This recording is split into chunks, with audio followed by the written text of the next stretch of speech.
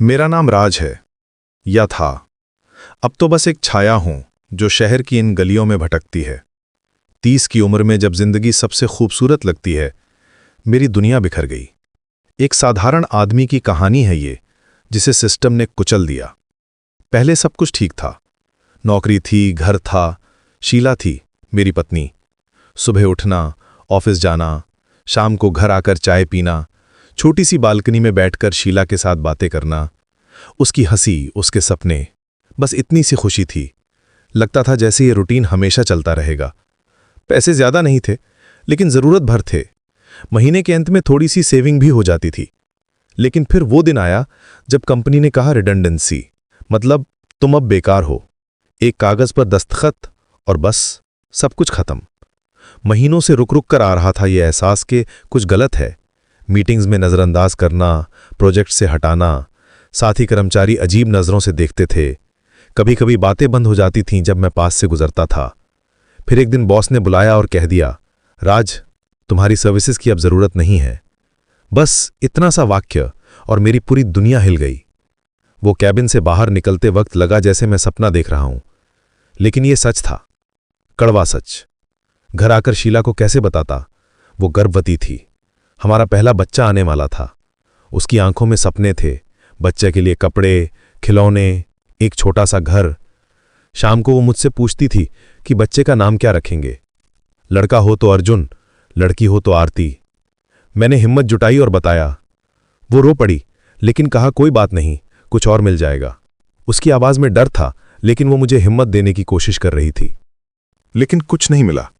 दिन बीतते गए, बिल आती रहे, बिजली का बिल, घर का किराया, राशन का पैसा। हर दिन नई जॉब के लिए इंटरव्यूज देता था। कभी कहते क्वालिफिकेशन ज्यादा है, कभी कम, कभी एक्सपीरियंस की कमी, कभी एज का प्रॉब्लम। हर रिजेक्शन के साथ कॉन्फिडेंस टूटता जा रहा था। घर में अकेलापन, वो सन्नाटा जो रातों को निगल जाता है। शीला की तबीयत भी खराब रहने लगी। प्रेगनेंसी कॉम्प्लिकेशन शुरू हुई। डॉक्टर के पैसे, दवाइयों के पैसे, सब कुछ खत्म होता जा रहा था। फिर मुझे विक्रम याद आया, बचपन का दोस्त जो अब बड़ा बिजनेसमैन बन गया था। स्कूल के दिनों में हम साथ खेलते थे, साथ पढ़ते थे। उसके घर जाता था तो उसकी माँ मुझे अपना बेटा मानती थी। सोचा शायद वो मदद कर दे। फोन किया तो बड़े प्यार से बोला, भाई मैं हूं ना, आजा मिलते हैं। उसकी आवाज में वही पुराना वार्मथ था। विक्रम से मिला तो लगा जैसे भगवान मिल गया हो। उसका ऑफिस बहुत बड़ा था, एसी, लेदर चेयर्स, बड़ी सी टेबल। वो सूट पहनकर बैठा था। मुझे देखकर उठा और गले लगाया। उसने कहा, राज तू परेशान क्यों है? मेरे पास एक स्कीम है, तेरे सारे पैसे डबल हो जाएंगे। बस जो भी सेविंग्स है सब इन्वेस्ट कर दे। मैंने कहा, भाई बहुत कम पैसे हैं। तो बोला, शीला के गहने भी दे दे, बाद में सोने के गहने वापस दिला दूंगा। उसने पेटर्स दिखाए, ग्राफ्स दिखाए, सब कुछ बहुत प्रोफेशनल लग रहा था। मैं मान गया। क्या करता? घर में खाना नहीं था, शीला की दवाइयां खत्म हो रही थीं, उसका पेट स्कैन करवाना था, लेकिन पैसे नहीं थे। सारी सेविंग्स, शीला के गहने, सब कुछ विक्रम को दे दिया। वो गहने शीला की मां ने दिए थे शादी में। उसने कहा 2 महीने में सब कुछ डबल मिलेगा। मैंने सोचा अगर ये काम हो गया तो सारी प्रॉब्लम सॉल्व हो जाएंगी। 2 महीने बीते, फिर 3 महीने। विक्रम के फोन नहीं आते थे। जब मैं कॉल करता तो कट कर देता। मैसेजेस का रिप्लाई नहीं आता था। एक दिन उसके ऑफिस गया तो सिक्योरिटी गार्ड ने कहा, साहब गए हैं। पूछा कब आएंगे तो कहा पता नहीं। फिर पता चला धोखा। वो स्कीम फर्जी थी। विक्रम ने मेरे साथ साथ कई लोगों को ठगा था और फरार हो गया था। उसका ऑफिस भी फेक था, रेंट पर लिया हुआ। मैं टूट गया। पुलिस में रिपोर्ट लिखाने गया तो हंसे। सिस्टम तो अमीरों का है, गरीब की रिपोर्ट पर हंसते हैं। इंस्पेक्टर ने कहा, भाई ये सब चलता रहता है। कोई सुनने वाला नहीं था। घर आया तो शीला ने देखा मेरा हाल। वो समझ गई कि सब कुछ गया। उसकी आंखों में जो ट्रस्ट था वो भी टूट गया। राज कुछ करो, बच्चा आने वाला है। शीला की आवाज में गुहार थी। उसका पेट अब दिखने लगा था। कभी कभी वो अपने पेट पर हाथ रखकर बात करती थी बच्चे से। लेकिन मैं क्या करता? नौकरी नहीं मिल रही थी, पैसे नहीं थे, मैं टूट रहा था।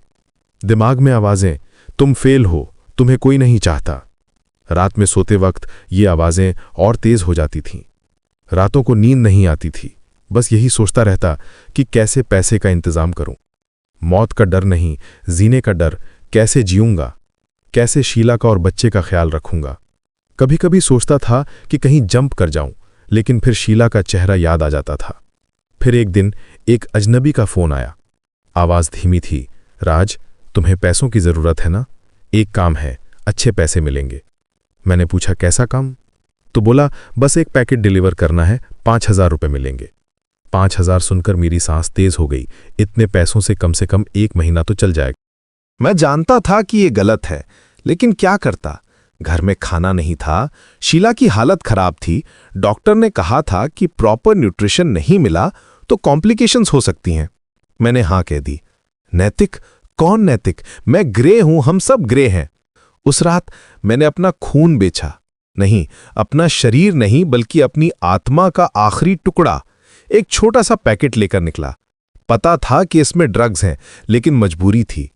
रास्ते भर दिल जोर से धड़क रहा था। हर पुलिस वाले को देखकर लगता था कि पकड़ा गया। जगह पहुंचा तो लगा कुछ गड़बड़ है। वहां कोई नहीं था।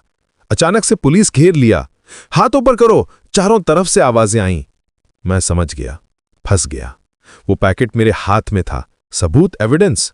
गिरफ्तारी के वक्त पता चला कि यह सब विक्रम का खेल था। उसी ने पुलिस को टिप दी थी, उसी ने मेरा नंबर दिया था उस अजनबी को। विक्रम ने बेचा था मुझे। दोस्त नहीं, दुश्मन। 2 बार धोखा। पहले पैसे लेकर, फिर जेल भिजवाकर। उसने मुझे पूरी तरह बर्बाद कर दिया था।